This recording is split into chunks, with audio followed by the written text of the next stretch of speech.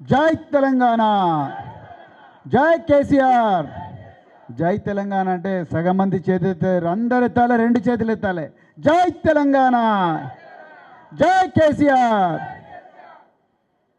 సభాధ్యక్షులు గౌరవనీయులు నరసింగరావు గారు, అదేవిధంగా మాజీ హోంమంత్రి వర్యులు, మాజీ గనుల శాఖ మంత్రివర్యులు, మరి ముఖ్యంగా మాజీ విద్యాశాఖ మంత్రివర్యులు, మరి ముఖ్యంగా మా మాజీ బాస్ పెద్దలు గౌరవనీయులు శ్రీమతి సబితా ఇంద్రారెడ్డి గారు, అలాగే మరి సోదరులు పట్నం అవినాష్ రెడ్డి గారు, అలాగే మరి మొదటిసారి మాట్లాడిన అద్భుతమైన పంచులతో మరి అందరినీ కూడా సమ్మోహనం చేసిన మరి కౌశిక్ రెడ్డి గారు, అలాగే సోదరులు మరి ఆంజనేయులు దేశమల్ల గారు, అలాగే మరి ప్రభాకర్ గారు, నవీన్ రెడ్డి గారు, వెంకన్న గారు, చిన్నయ్య గారు, రాజు గారు, మహేందర్ గౌడ్ గారు, శ్రీరామ్ రెడ్డి గారు, నక్కా శ్రీనివాస్ గౌడ్ గారు, నారాయణ రెడ్డి గారు, మరి ఎందరో వేదిక మీదున్న మరి మాజీ ఎంపీటీసీలు, మాజీ జెడ్పీటీసీలు, అదేవిధంగా మరి మాజీ సర్పంచులు, వేదిక కిందున్న పోరాట యోధులు, మీడియా మిత్రులు అందరికి కూడా మరొకసారి జై తెలంగాణ. నేను పెద్దలు గౌరవనీయులు సబితా ఇంద్రారెడ్డి గారితో వేదిక పంచుకోవడం, అది షాబాద్ మండలిలో పంచుకోవడం చాలా చాలా ఆనందంగా ఉంది. మిత్రులారా, మీకు తెలవని కొన్ని విషయాలు నేను మీకు చెప్పాలనుకుంటున్నా. 2009వ సంవత్సరం నవంబర్ 29 నాడు తెలంగాణ తొలి ముఖ్యమంత్రి కేసీఆర్ గారు అలుగునూరు కరీంనగర్లో మరి తెలంగాణ ఉద్యమంలో భాగంగా తెలంగాణలో మరి ముఖ్యంగా హైదరాబాద్ బిడ్డలకు అన్యాయం జరుగుతుందని ఆ రోజు అమరణ నిరాహార దీక్షకు పూనుకుంటే వారు ఆనాటి ప్రభుత్వం అరెస్ట్ చేస్తే తర్వాత మలిదశ ఉద్యమం ఉస్మానియా క్యాంపస్లో వచ్చింది. విపరీతంగా విద్యార్థులను కొట్టిండ్రు. ఆనాడు నేను ఇక్కడే రాజనగర్లో ఉండే అప్పా దగ్గర డిఐజీగా పనిచేస్తూ ఉన్నాను. అప్పుడు మేడం హోంమంత్రి, మరి అప్పుడున్న డీజీపీ ఎవరైనా తెలంగాణ అధికారి అయితే బాగుంటుంది అంటే అప్పుడు మేడం ప్రవీణ్ కుమార్ను పంపించండి ఉస్మానియాకు, మన బిడ్డలు కనీసం లాఠీ చార్జీ గురి కాకుండా కాపాడుకుంటారు. ఒక ఉన్నత స్థాయి మీటింగు కొంతమంది అధికారులు పెట్టిండ్రు. ఏం కాదు, ఇవన్నీ మస్తు ఉద్యమాలు చూసినాం, నక్సలైట్లను అణచివేయలేదా, మావోయిస్టులను అణచివేయలేదా, దొంగలను అణచివేయలేదా, దుర్మార్గులను అణచివేయలేదా, అదేవిధంగా తెలంగాణ ఉద్యమకారులను కూడా అణచివేద్దాం, కాల్పులు చేద్దాం, కొడదాం, కాళ్ళు ఇరుగొడదాం అని చెప్పేసి ఆనాడు కొంతమంది ఆంధ్ర ప్రాంతానికి చెందిన అధికారులు, తెలంగాణ అంటే నరనరాన వివక్షను నింపుకున్న అధికారులు కొంతమంది కొన్ని తప్పుడు నిర్ణయాలు తీసుకొని విపరీతంగా విద్యార్థులను కొడుతుంటే హోంమంత్రిగా ఉండి కూడా తన విలువైన హోంమంత్రి పదవిని నా తెలంగాణ బిడ్డల మీద దాడి జరిగితే నేను రాజీనామా కూడా చేస్తానని చెప్పి ఏకంగా మరి హోంమంత్రి హోదాలో కూడా మరి ఉస్మానియాలో ఎన్సీసీ గేట్ దగ్గరికి మేడం రావడం జరిగింది. వారు ఆనాడు హోంమంత్రిగా లేకపోయిండుంటే ఎంతోమంది తెలంగాణ బిడ్డలు చనిపోయేవారు.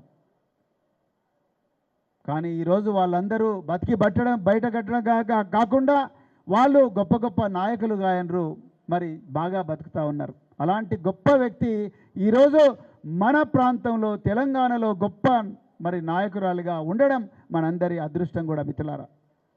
అదేవిధంగా మీ అభిమాన నాయకులు పట్నం అవినాష్ రెడ్డి గారిని, వారిని నేను ఎక్కడ కలిసిన అంటే మీరు పరిశాన్ అవుతారు, ఢిల్లీలో కలిసిన,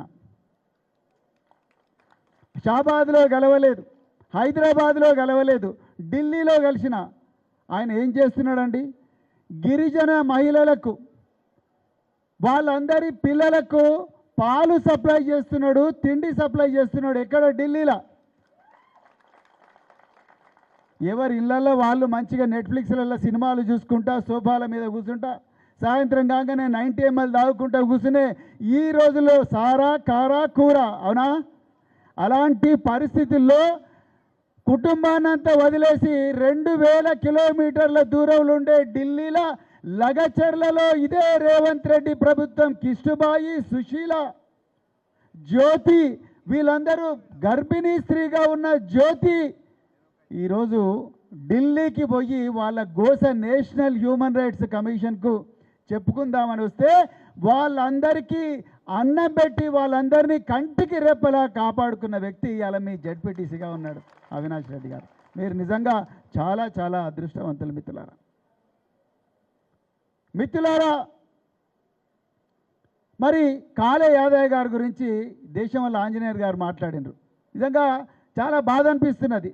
మీరందరూ పోరాట యోధులై కాంగ్రెస్ పార్టీ దౌర్జన్యాలకు వ్యతిరేకంగా గ్రామాల్లో కొట్లాడి పోలీసు కేసులైనా తన్నులు తినైనా ఆయనను గెలిపిస్తే ఈరోజు ఒక్క దెబ్బకు కాళే యాదయ్య గారు కాంగ్రెస్ పార్టీకి జంప్ అయిపోయినారు. అట్లా 9 మంది జంప్ అయినారు, 10 మంది జంప్ అయినారు. ఇంకా ఎంతోమంది స్వార్థపరులు కేసీఆర్ గారి 10 సంవత్సరాల పాలనలో చేసుకోవాల్సిందంతా చేసుకొని వెంటనే కాంగ్రెస్ పార్టీ అధికారం రాగానే మిమ్మల్ని అందరినీ కూడా మోసం చేసి ఆయన కాంగ్రెస్ పార్టీలకు పోయిండు. మరి ఆయన ఎమ్మెల్యేగా ఉండాలా? ఇంకా గట్టిగా చెప్పండి, ఉండాలా?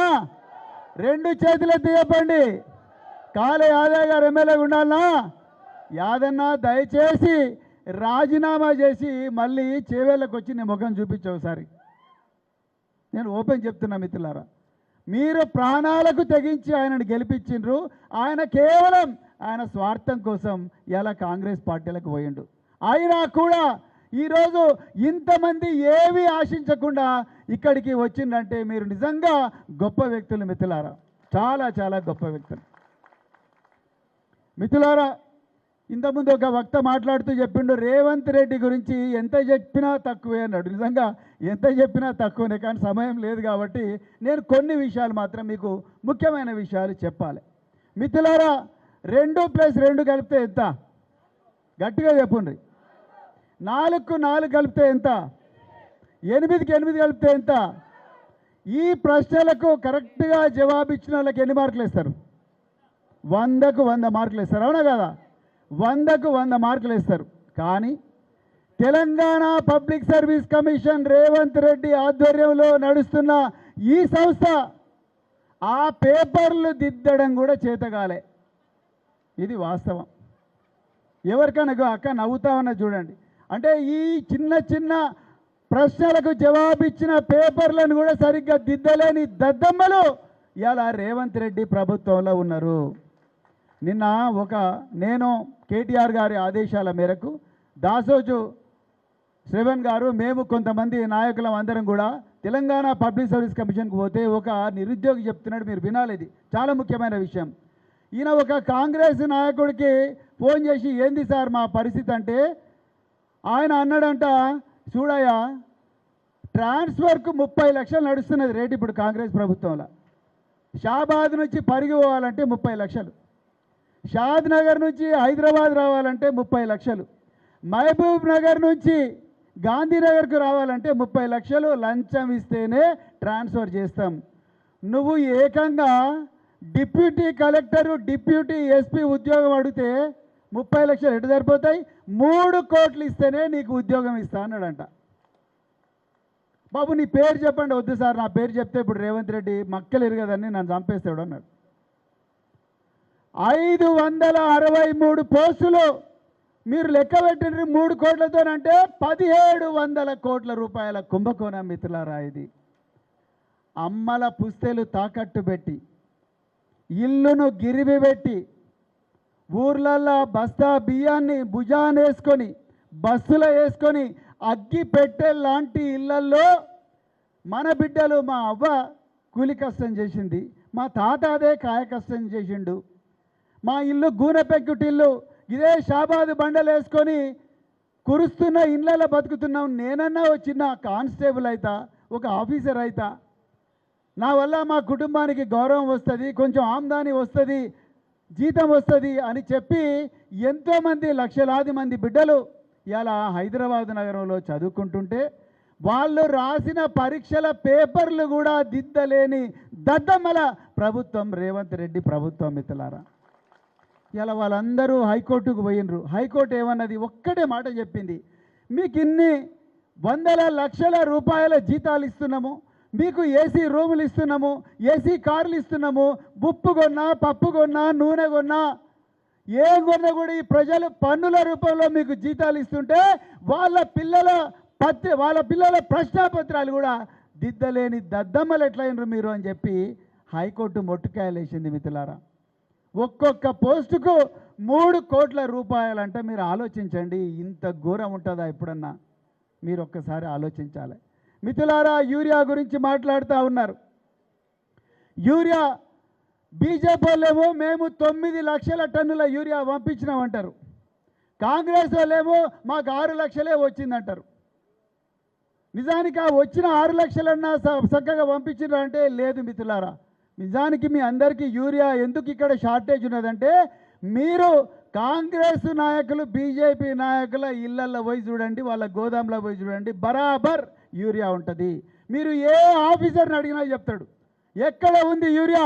సింగిల్ విండో ఆఫీసులకు రావాల్సిన యూరియా, హాకా సెంటర్లకు రావాల్సిన యూరియా, రైతు వేదికల దగ్గరికి రావాల్సిన యూరియా ఇలా కాంగ్రెస్ బీజేపీ నాయకుల గోదాములకు పోయింది. ఇది వాస్తవం మిత్రులారా. 275 రూపాయలకు రావాల్సిన యూరియా ఇలా బ్లాక్ మార్కెట్లో 800 రూపాయలకు దొరుకుతూ ఉన్నది.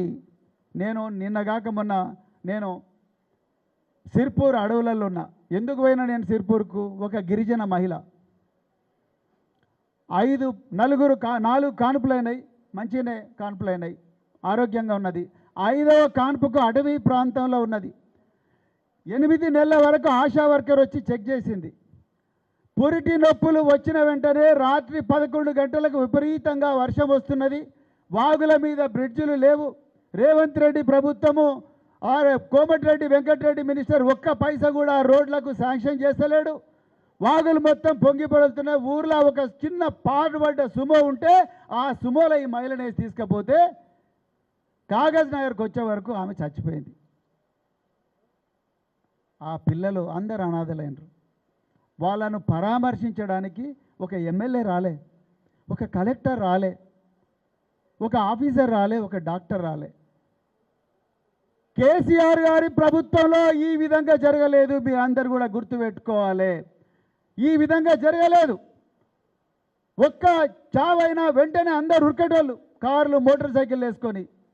కానీ బీఆర్ఎస్ పార్టీ కార్యకర్తలుగా మేమందరం కూడా ఆ మహిళ దగ్గరికి, ఆ మహిళ కుటుంబం దగ్గరికి పోతే చాలా దయనీయమైన పరిస్థితి. ఆ పుట్టిన బిడ్డకు దోమలు కరుస్తున్నాయి. ఆ దోమలు కరిస్తే ఆ దోమలు కరవకుండా ఉంచడానికి పెట్టుకోవాల్సిన జాలి కూడా కొనలేని దీనమైన పరిస్థితుల్లో ఈరోజు పేద ప్రజలు ఉన్నారు. వాళ్ళని చూడడానికి మేము పోయినాం. అప్పుడు సెల్ ఫోన్ టవర్లు అక్కడ రావు కాబట్టి ఒక కాల్ వచ్చింది, పట్నం అవినాష్ రెడ్డి. అరే పట్నం అవినాష్ ఎందుకు ఫోన్ చేసిందంటే, సార్ ఇలా చాలా దౌర్జన్యాలు జరుగుతున్నాయి షాబాద్ ప్రాంతంలో.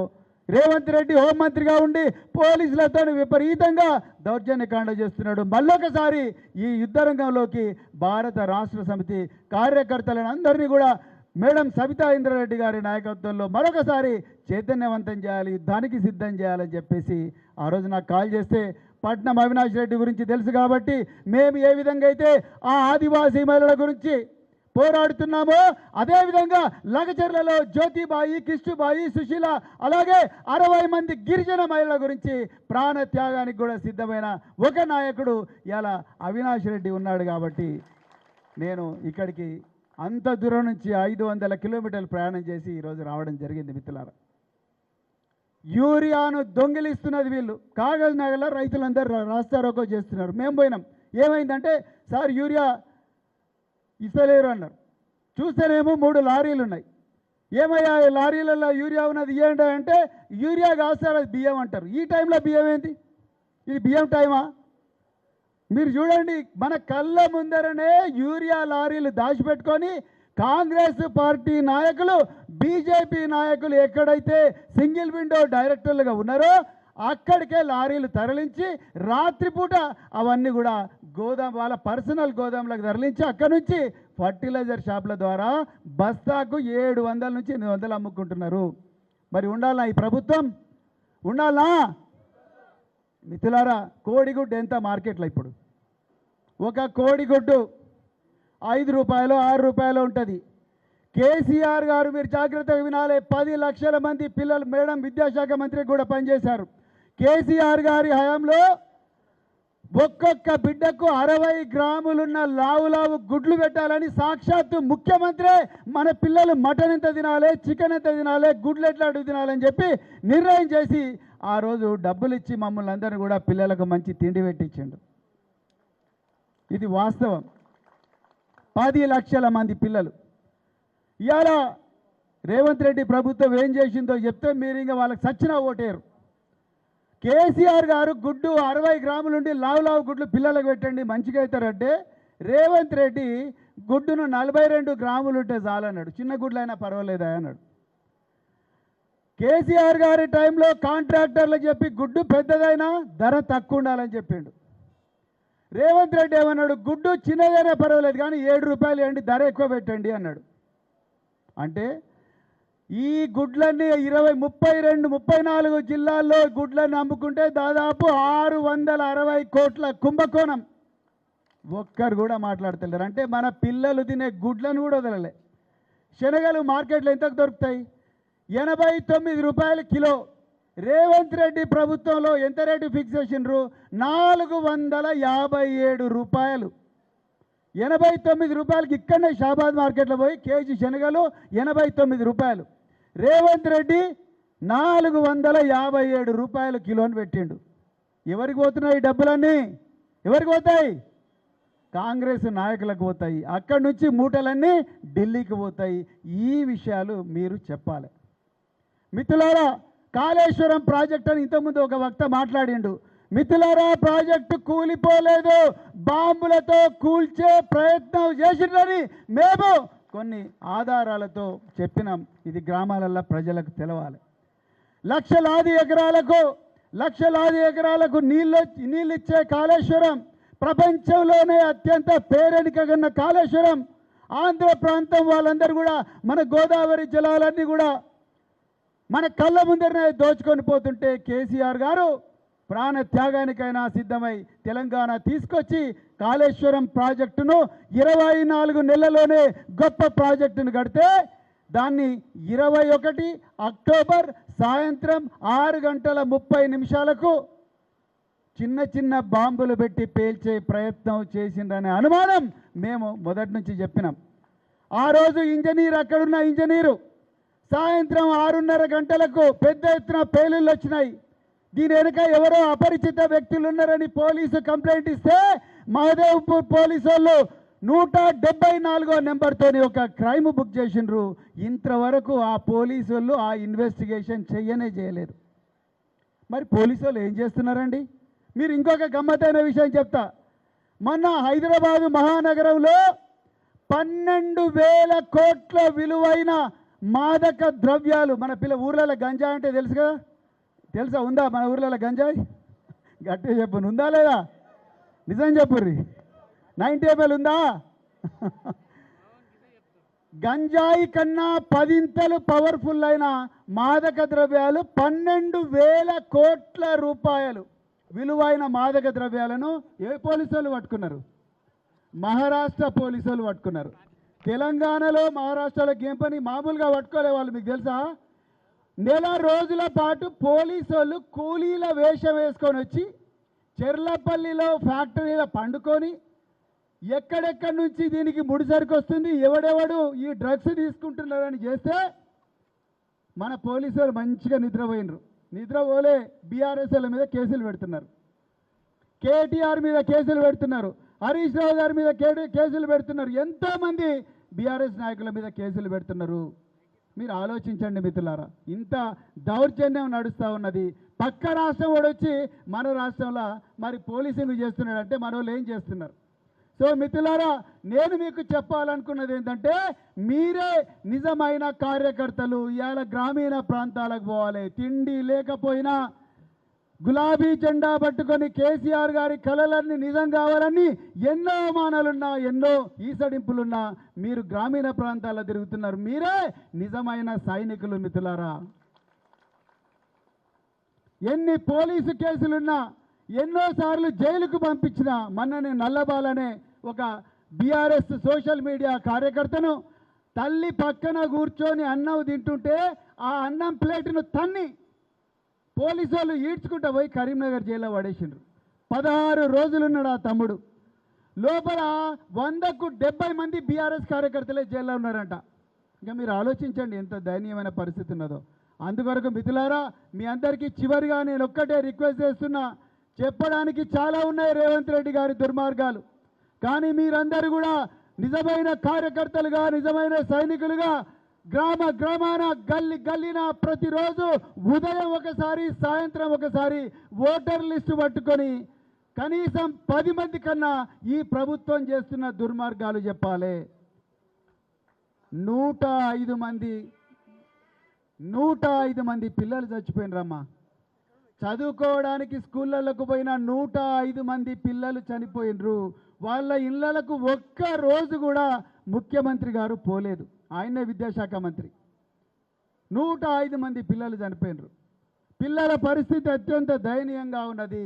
అందుకొరకు ఈ విషయాలన్నీ కూడా మీరందరూ గ్రామీణ ప్రాంతాల్లో ప్రతి ఒక్క పౌరుడికి మీరందరూ కూడా చెప్పాలని చెప్తూ, మరి ఇంత గొప్పగా నిజంగా ఎంతో బాధ ఉన్నప్పటికీ కూడా ఈరోజు షాబాద్లో ఈ మీటింగ్ అనేది మా అందరికీ ఒక కొత్త ఆశ నింపింది. రేపు తెలంగాణకు ఒక దిక్సూచి ఈ షాబాద్ మీటింగ్ కాబోతున్నదని చెప్తూ మరొకసారి ఇంత గొప్ప అవకాశం నాకు ఇచ్చినందుకు మరి స్థానిక నాయకులకు, మరి ముఖ్యంగా పట్నం అవినాష్ రెడ్డి గారికి ధన్యవాదాలు చెప్తూ జై తెలంగాణ. మళ్ళీ ఎవరైతే తెలియదు చేతులు ఆకలి అవుతుందా? తెలంగాణ ఉద్యమం రోడ్ల మీద అన్నం తిన్నాం, తిండి దొరకపోతే నీళ్లు తాగినాం. 2 చేతులు చెప్పండి జై తెలంగాణ. కేసీఆర్ గారి నాయకత్వం, కేటీఆర్ గారి నాయకత్వం, జై తెలంగాణ.